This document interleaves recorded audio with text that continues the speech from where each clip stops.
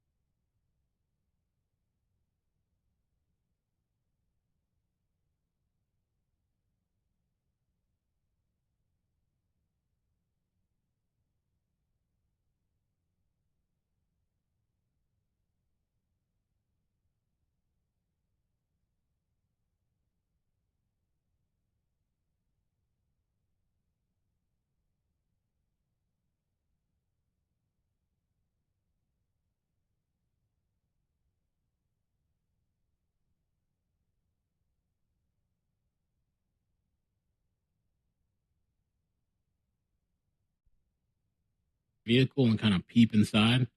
I guess because of the wall, maybe it's a problem. I guess.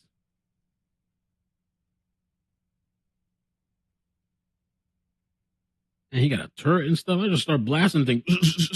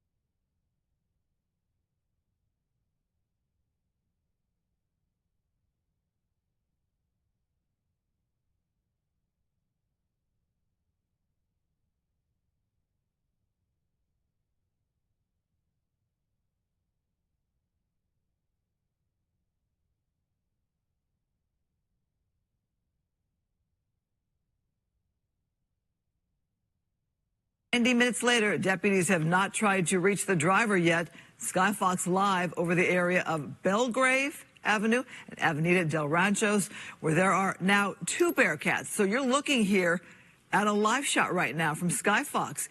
You see the one Bearcat to the right has been there for a while. They brought in that second one, blocking that driver's side there, and it's quite a crash there. You see multiple deputy units in a standoff with that driver. Okay, over here to the right, that's the grappler vehicle right there. Look at the front of that. If you're not familiar with that technique, we've covered it here on Fox 11. And what it does, it kind of grabs the car during a pursuit to bring it to a halt. Right here, it's supposed to grab the car, bring that pursuit to a slow and a halt. But the driver keeps going, and watch here, it's going to cross a bunch of lanes there. When they try that again, there you go, loses control, crossing those lanes into that wall. We have people on the who watched the video and said that there was somebody in the yard who went running, and a dog too. So luckily for the people who live there or who were in that yard, it appears nobody hurt there, but that wall, look at the damage there to that wall and to that car. Now, what's happening there on the ground, we are not sure, because it's been a standoff for a while with those Bearcats, very intimidating. We can't tell from the shot that we're bringing you whether there's, say, an ambulance nearby or medical personnel, because right now, you can imagine with law enforcement, they're not letting anybody get close. This is our ground shot right here, our photographer right there on the scene. Look at the damage, look at the vehicle. Can't tell if there's any communication with law enforcement, if there's any movement in the car, if there's any passenger. So, okay, wow, modern technology right there. You're watching it, that drone, getting a very close look there, something the deputies can't do without putting their lives at risk, their safety at risk. We don't know if there's been any movement in that car, if law enforcement feels that they can communicate with this person or not. They probably want to make sure everybody's going to be safe when they do have to approach that car. Look at it. It landed right there on the vehicle. Modern technology right there. And again, you have those deputies in those Bearcats, highly equipped there. Their weapons are drawn. So obviously, there is a concern there about this driver, why this driver wouldn't stop. Now, it was a long pursuit in that we were watching it as a standoff earlier at, I don't know if it was a street sign or street light, but the car had stopped. Law enforcement, they were out of their vehicles, guns drawn, and then the car takes off. So right there, you see that deputy on the top of the Bearcat can have eyes and ears on the vehicle, but what that deputy can see, given all that damage, we're not sure. Look at the drone, though. Boy, that's a close-up view. Now, with that shattered glass, how much of that view is obstructed? I'm guessing the airbags probably went off in a situation like that. You have all of that damage. Again, the one thing we don't know is the why. Why was law enforcement chasing this vehicle here? So we're looking at it from the air, Sky Fox right there. Again, our crews are there on the ground. Okay, is that deputy getting some added, anyway, communication there between some officers right there. Sometimes they will use certain tools to try to get this standoff to come to an end, whether they shoot out the window with, non-lethal weapons. They'll shoot the glass out. They'll send in smoke bombs, so to speak. I'm wondering if they're trying to ready something like that, a projectile of some sort. Perhaps that indicates to them the person is moving and can get out of the vehicle on that passenger side for sure. Obviously not the driver's side, it's blocked in. But it looks to me that if they're going to fire something into that car, like a smoke grenade kind of thing, to smoke that driver out, then they must feel that there's some movement there, that that person is capable of moving. We just don't know. Obviously, deputies keeping their distance. Time is on their side. They don't have to make a move unless they feel that they're ready. Again, look at the wall there. I'm guessing that's a home. Maybe it's a business, not sure. But somebody within that yard with their dog, and they went running when this crash was happening. So thank goodness nobody there on the ground was hit or hurt. Notice, though, that deputy does not have his weapon drawn anymore.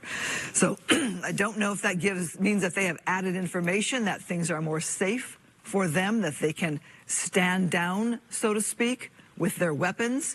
You're looking at a ground shot from our crews who were right there in Harupa Valley watching all of this. You know, not sure again if there's just one person in that vehicle, but we've seen absolutely zero movement. We've been watching this since about 3:20, give or take. It's now 5:05. All right.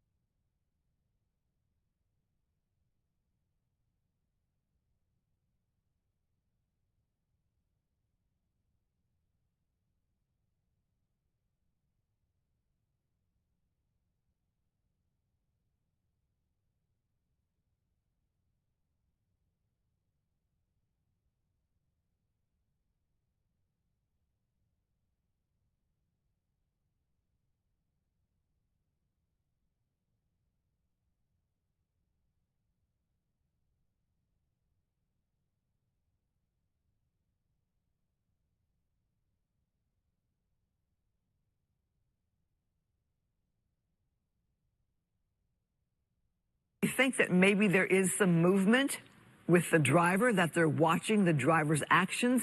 If they're going to shoot something else into the vehicle, they can see the driver reacting. But if you're thinking the driver is capable of getting out of the vehicle, then that's something they're going to watch for. A lot of deputies there on the scene. A reminder, this was a failure to yield in Harupa Valley. And right now, a lengthy standoff with a lot of manpower, a lot of equipment, a lot of tax dollar expense there. And again, this appears to be a home that wall crashed into. And I'm thinking when it happened, thank God there was nobody walking down the street, or that no pedestrian was hit, or no other motorist, because that car crossed the other lanes in the opposite direction. Crossing, cars would be oncoming to the car that crashed into the wall. And luckily there was no car at that time, because just moments before there were vehicles passing by. So as we're watching here, it looks like deputies are preparing to take some other kind of action here to bring this to a close. They've got a lot of daylight still, so time is still on their side. Light is going to be, visibility is going to be very good for probably, at least 2 hours, give or take? Not sure when sundown is anymore right now, but it's well after 5. So again, that's another tool right there that they were using to bust the glass there, which gives them greater visibility. Okay. They're getting out the mask there for their perhaps own protection. If they're going to shoot some kind of projectile that would be an irritant to the eyes, to the nose, a pepper spray of some sort. An irritant that would, if you're trapped in that vehicle or you're sitting in that vehicle, you would want to get out of that vehicle right away because of that irritant. So it seems to me, if that's what's going to happen, then they are pretty sure that person is capable of exiting the vehicle, as in they've seen with that drone, which is sitting on the windshield still, they've seen with that drone that person is moving and not indicating, hey, I can't move, hey, I can't walk, hey, I'm trapped. So you wonder if there's some kind of communication there that signifies to the officers that this person, if they want to get out of the car, they can. What's it going to take? In this day and age, you don't have to send in a dog threatening the dog's life. You can use things like that tool there to bash out windows, to get more visibility, to send in any kind of pepper spray or chemical.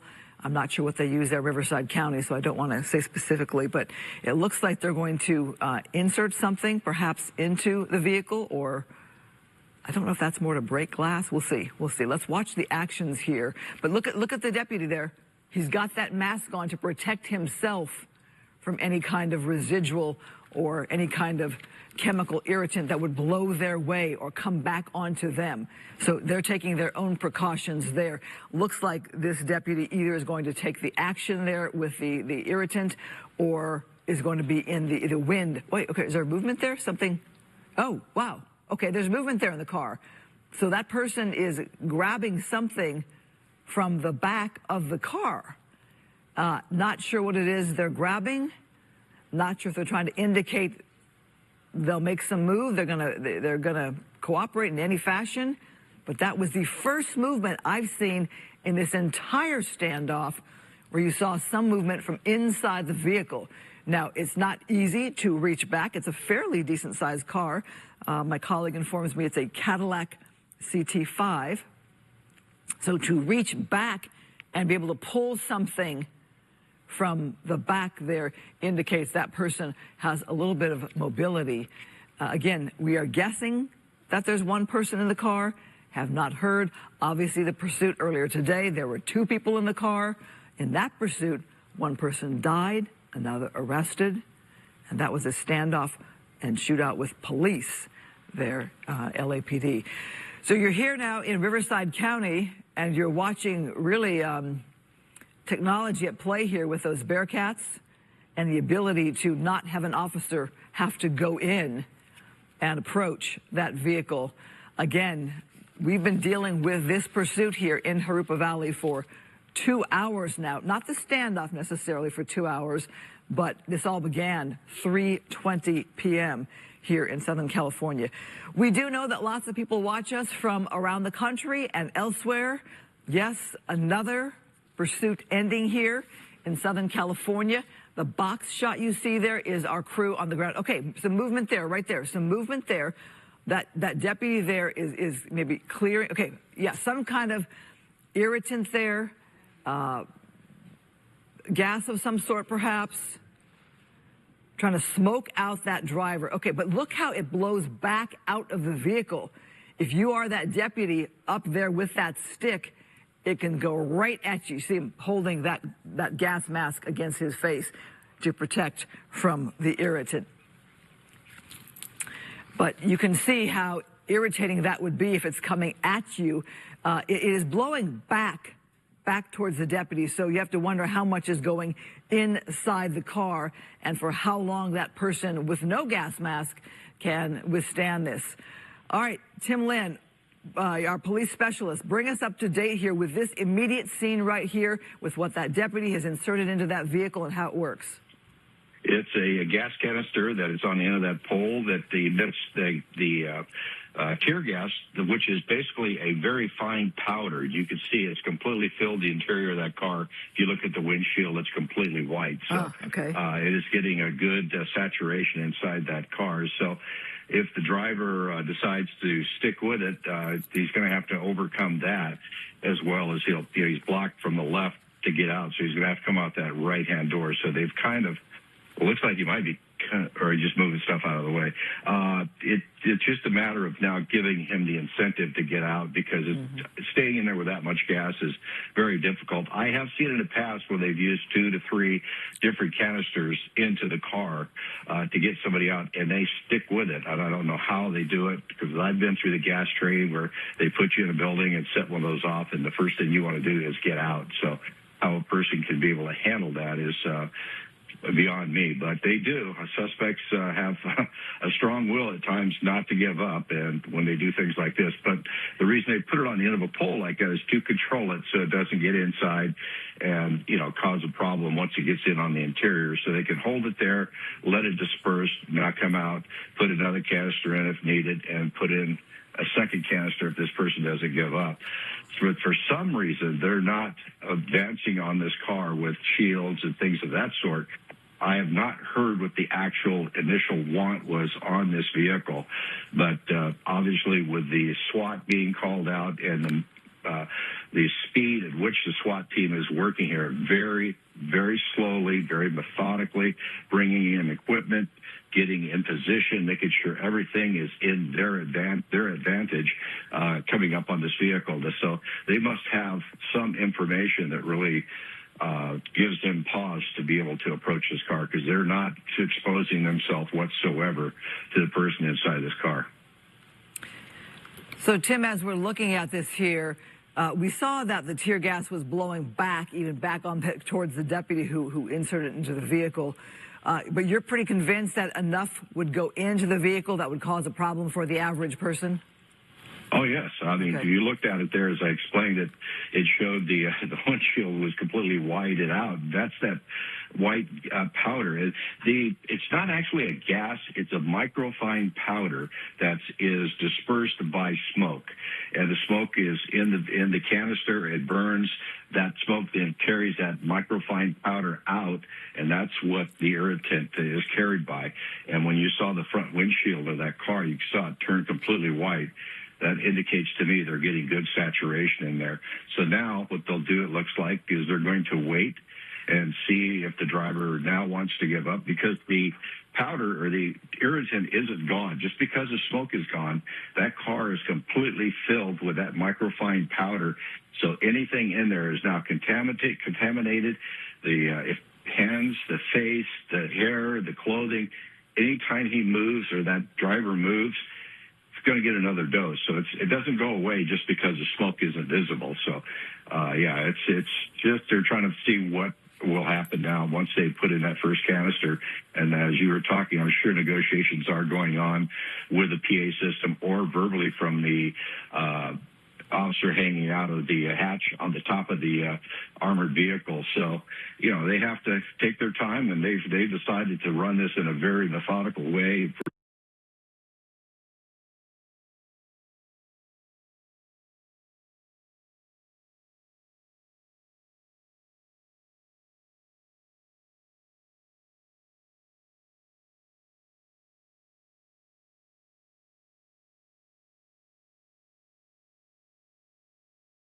as being more.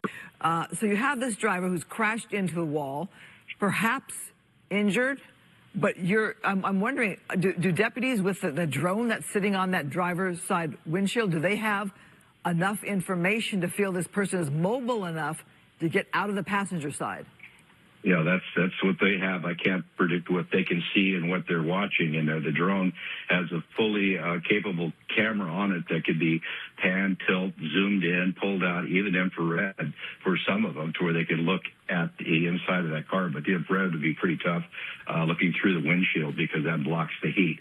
But with the camera, they can look in, check things out, and they could probably tell the condition of that driver, that he's not pinned by the steering wheel. The crash was significant to the damage to the front of that car and pushed that hood all the way back. But luckily, luckily it hit the cinder block wall, which they give up pretty easily when you hit them. They do a lot of damage, but they're not shoving a lot of mechanics back into the car. The engine isn't, there's not enough resistance there to push that engine that far back, and it does look spectacular, and the hood crumples and everything. It's what it's designed to do. But that passenger compartment usually is pretty well protected at that point. So, but you have the impact at the speed that he hit, and watching the video over and over and over again, watching how it just made that veering left turn and right into the wall. Not really sure what was going on there. Possibly that grapple got a hold of that left rear wheel and locked it up, but strap did not grab onto. You watch the video here as he comes up. He attempts one try, backs off, and then as it comes up to it on the second try, it looks like what happens here is a little contact. You see the smoke come off that left rear tire. Possibly a part of that grappling net got a hold of that left rear tire, locked it up, because you see a skid mark. If you watch here, you'll see a skid mark come off of it. And as normally these tires on these new cars, or brakes on these new cars, will not lock up because of the ABS. So as it comes in, you see the smoke, you see a little bit of a skid mark, and then boom, right on into the fence. So they're going to have to check into that to see exactly how and what happened with the grappling system. I am not really familiar with them. They're new technology coming into play with law enforcement trying to do their best to stop these pursuits in the least damaging way, to where the grappling is designed to go in and wrap around the wheels, and then as the unit backs off, a strap comes out and it basically tethers the car to the front of the police car, and then the police car just slows down and brings the car to a stop. But in this case, that didn't work, and unknown what happened there would cause that left rear tire to skid a little bit, but definitely took it off in a left-hand arc into that fence. But that'll all be worked out in the investigation after this is completed. But right now, we have SWAT officers who have been called to the scene, and they're going to do their thing. I'll tell you one thing about working with SWAT: they are not fast at anything. Everything they do is at a snail's pace. As long as there's not an active shooter, if there's nothing active going on with victims involved, they're going to take their time and make sure they do it slowly and methodically to be able to get this person out, because there's no rush. The time is on their side. The car's not going anywhere. Suspect's not going to go anywhere. So it's just a matter of this suspect giving up and getting out of the car to end this thing. Well, it is quite the visual there. We appreciate what insight you do have on the grappler there, because I remember we did a story when it was first discussed years ago, and people were thinking about how can we have these pursuits end where there is nobody getting hurt. There's so many pursuits that you're like, what can we do? We did a story not too long ago showing them in action, and then now we have this here. Let's just talk about the video here, where they first use some of their other tools earlier to try to break that window to then insert that tear gas into the vehicle. So talk about just the tools that they have without putting their body in danger. Right. They'll use all kinds. The most inventive people at the police department are the SWAT officers, because there's officers that are in the SWAT teams that come up with all kinds of things, and they're all across the country coming up with a new idea on how to deliver. I mean, back in my day, you would use a pike pole from the fire department, and you'd duct tape a canister on it. Looks like I've got movement here in the car. You saw something there. Yeah, see? that's video from earlier. Oh, okay. Yeah, video from earlier. That was the first movement, Tim, that we saw at all. First at all.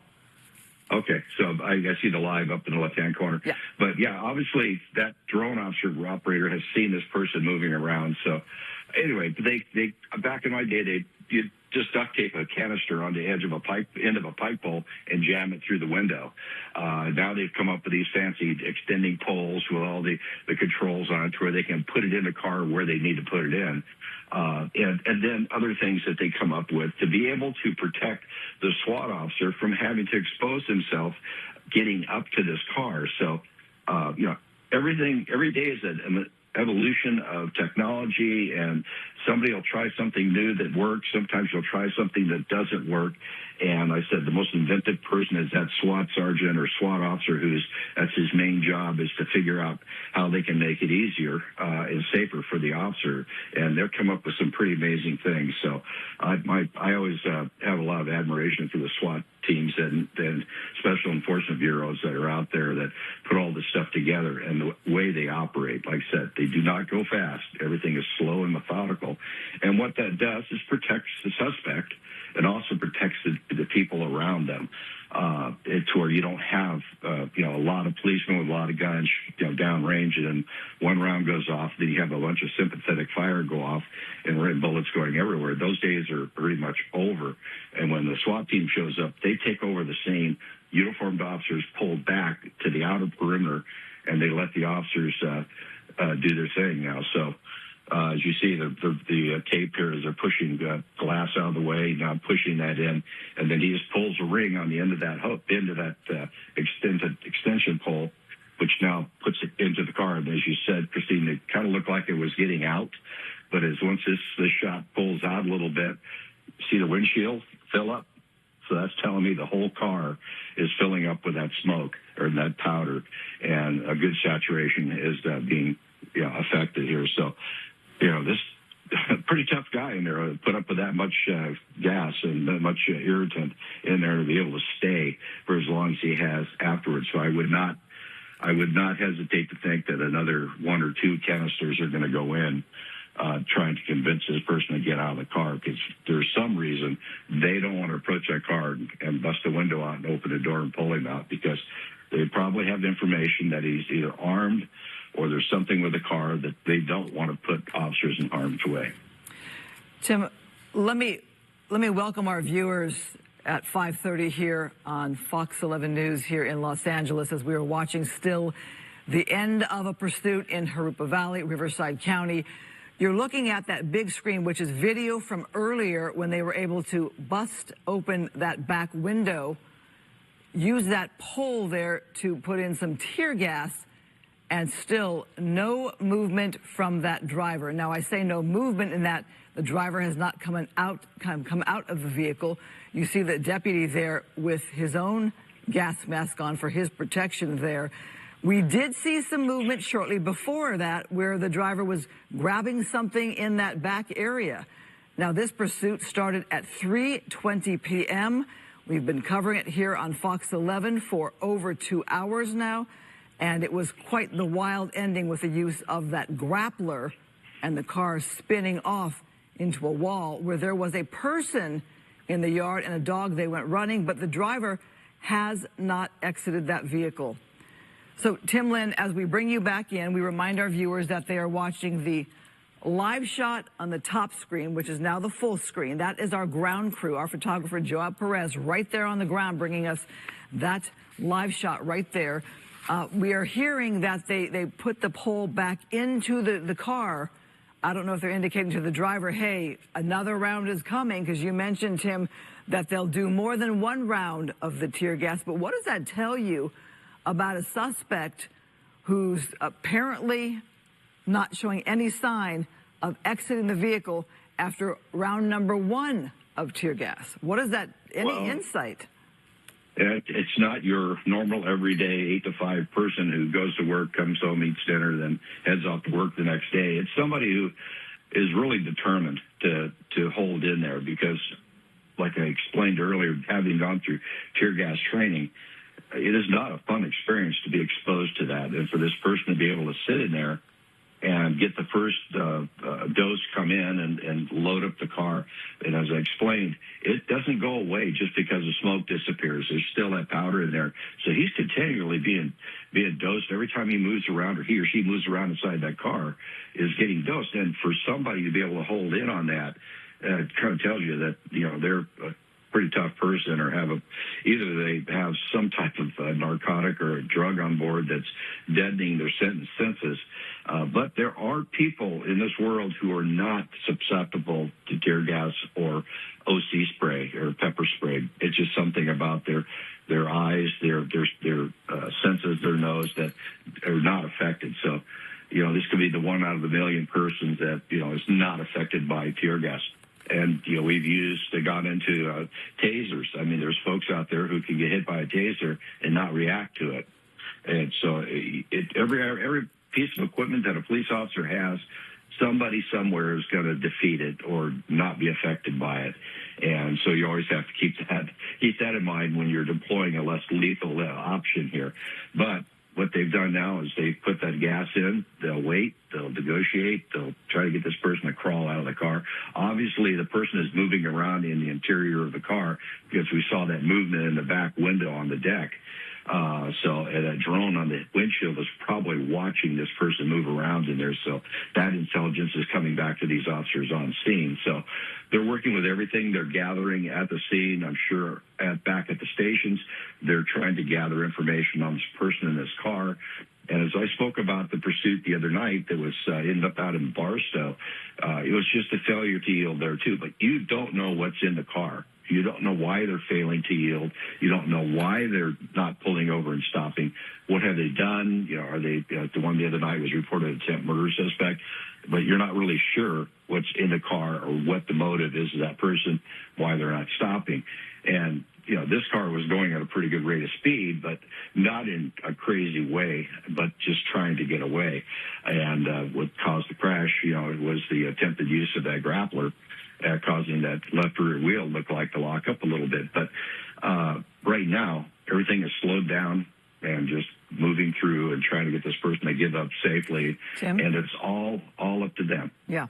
I want to bring you up to speed here on this video from earlier, around 3:30 this afternoon. This is more when we picked up this pursuit in Harupa Valley. Look at all of those deputies there out of their vehicles for a standoff at a stop sign. This is where the driver initially stopped, could have exited the vehicle right there, could have brought this to an end.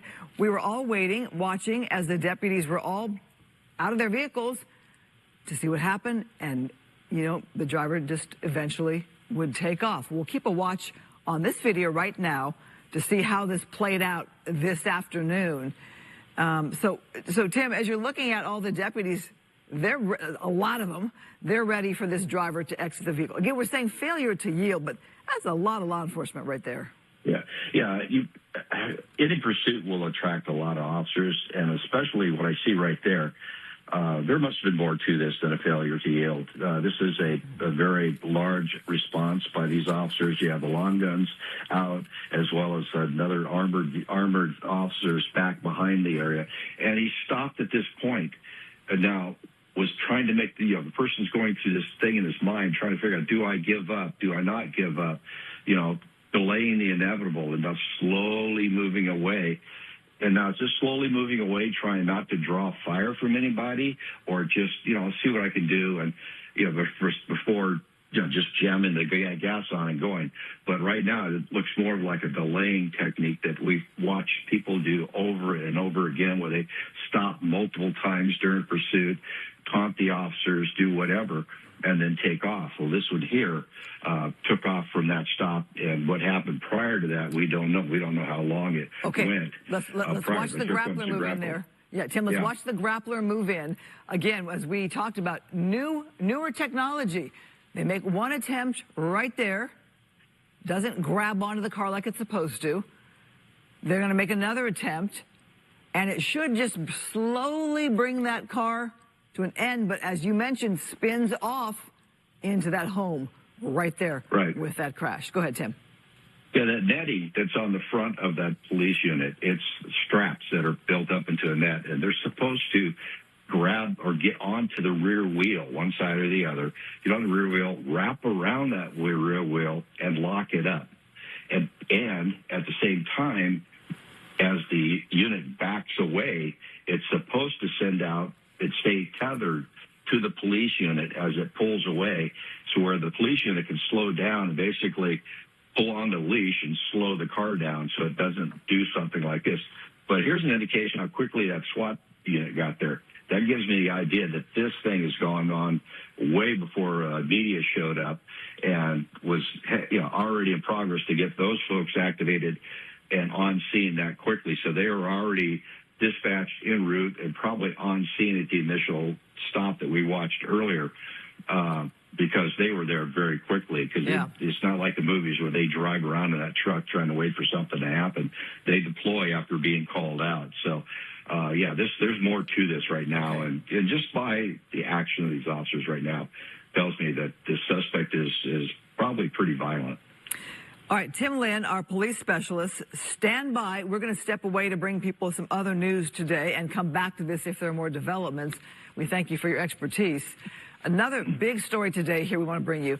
The so-called ketamine queen. Back to Tim there. The so-called ketamine queen is sentenced to 15 years in prison for selling actor Matthew Perry the drugs that killed him. Fox 11's Christina Gonzalez has the story. I'm bitterly disappointed. Defense attorneys react to the 15-year sentence handed out to Jasvin Sanga for supplying the ketamine linked to the death of actor Matthew Perry in October of 2023. No comment from the prosecution.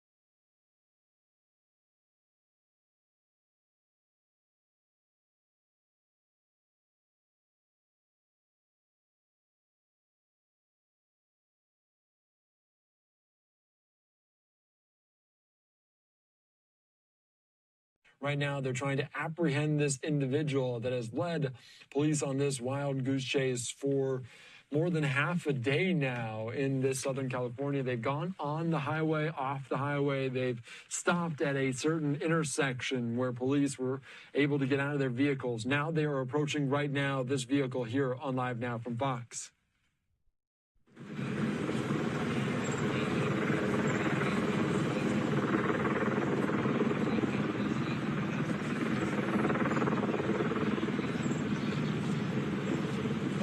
So they're back here on Live Now from Fox as they are approaching this vehicle, getting in, opening the door to that back passenger door, leaving some other things. As you can see there, potentially a struggle taking place of some kind, or they're getting something out, but it looks like they're just getting rid of some of the items from this for it taking place. So they're looking into this right now. They have those shields. I'm not sure if the K9 units are there, if they're using the other technology, how many people might be in. This was a failure to yield the initial want, leading right now to this moment here in time. As they have approached the vehicle, they felt it was the appropriate time to do such. So there was about 6 or 10 people right now looking at it, approaching the vehicle, this white Cadillac on this side of this Aruba Valley Road near a residential area. So they do have a pair the of suspect out of the Bearcats. vehicle. Doesn't look They like they dragged have him taken out. anyone out of the vehicle They're either yet. doing That medical is on him something or to note. It does not detaining him. feel like they are at ready, though. So potentially they do have someone, an individual or multiple in custody. And it looks like you can see there a leg coming out. That might be someone on the ground right now of what's going on. So this all happening, they potentially could be trying to get.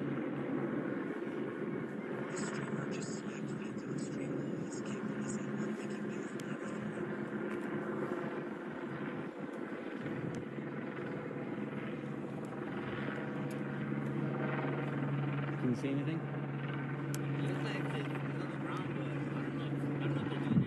Yeah. I can't tell if they're doing detaining or medical. I said I can't tell if they're doing medical or detaining. You did? You did?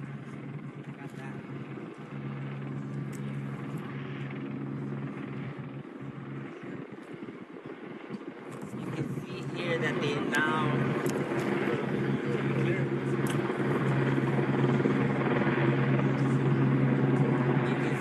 they now are attempting to gain entry into the vehicle here through the window of the passenger side. We don't know if, in fact, there is. Sorry, guys, I'm trying to run two cameras at once, so just bear with me. I got you all the best shot available. So.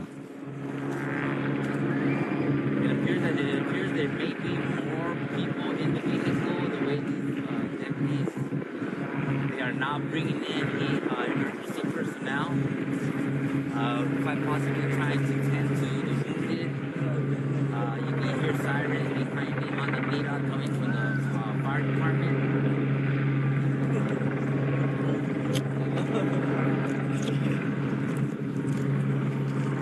Scoot over here.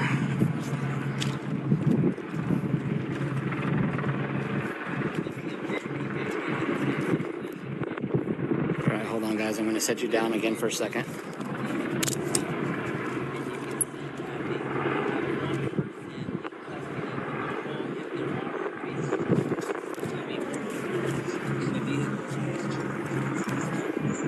Trying to get a better angle here.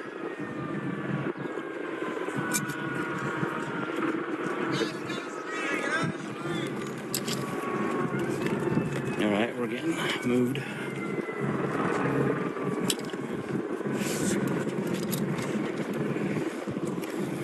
All right, hold on one second, guys. I'm gonna set you down one more time.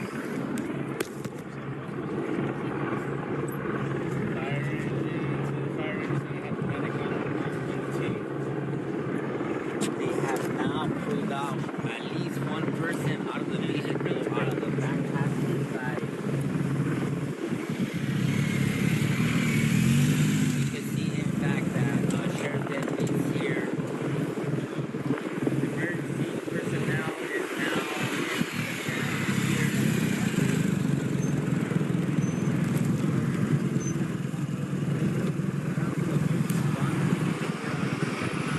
All right, emergency paramedics are coming in. Can you see anything on the ground? They have now brought out the firemen here to try to. Oh, is that him? I think so. Is that him on the ground? I think so. I can't tell. They dragged him there? I don't know. I can't tell. No, he would be on the ground still. Get out of the street!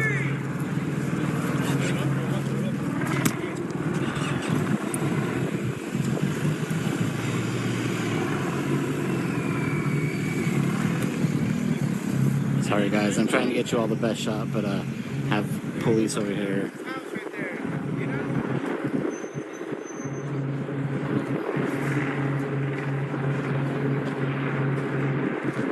So they brought in paramedics.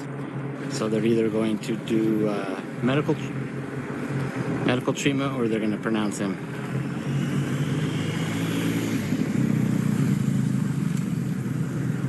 The paramedics are the crew who has to do pronouncing. So if he is passed away, that's what they'll be doing. If he's not, they'll be providing medical. I don't see an ambulance anywhere. So I'm going to assume he's probably doesn't need medical.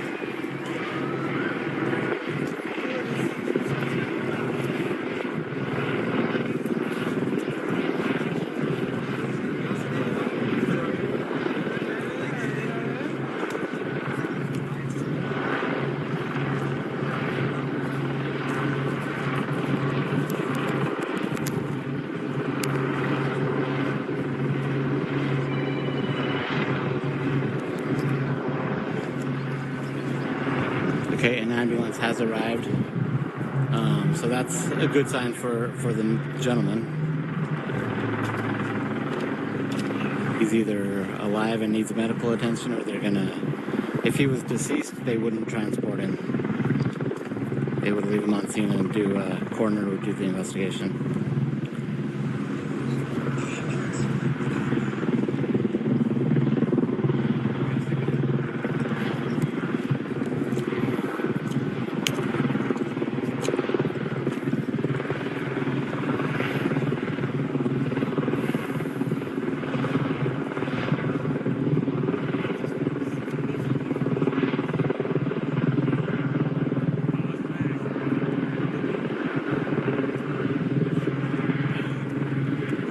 That's the gurney, bro. If he was dead, the ambulance wouldn't be here.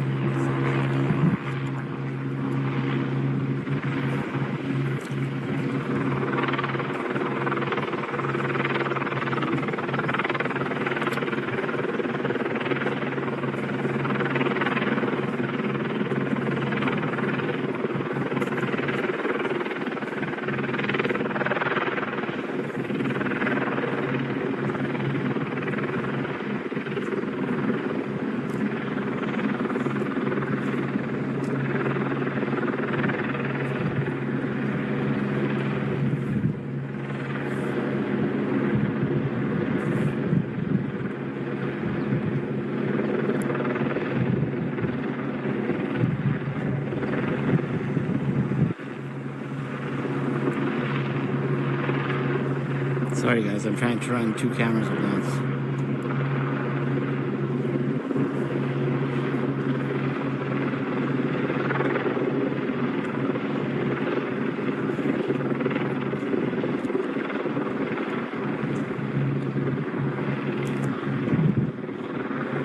Alright, I think that's about it. I'm going to, there is nobody being transported, which means he is probably dead. So they did not take him into the ambulance. So he's still there. Paramedics probably came and pronounced him. I'm going to assume that he is no longer with us. If I get any updates, I'll let you all know. I am going to end the live real quick just because police are starting. Hold on a second.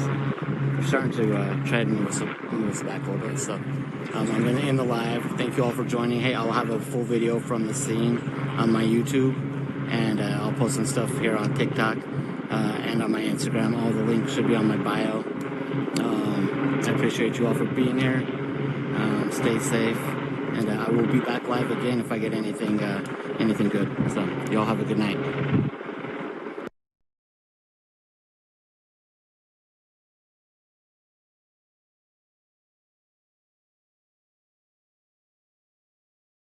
It doesn't look like there's anyone on that gurney or on that thing going back into the EMS vehicle. So this individual might be asking questions. They might be getting a statement, understanding what was going on, their well-being, their physical being right now. But this is just a live picture. There are two Bearcats on the scene of this police chase. So hopefully we'll hear from law enforcement there as they will provide an update of what's going on.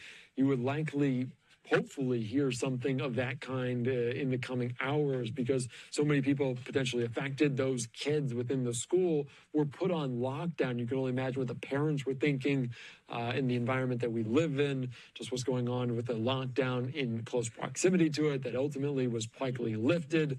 Now they lead them on this chase, and they felt it was appropriate just after the timeline of it to try to use this grappler to get around this vehicle, to slow them down, to stop them, to put this individual in custody.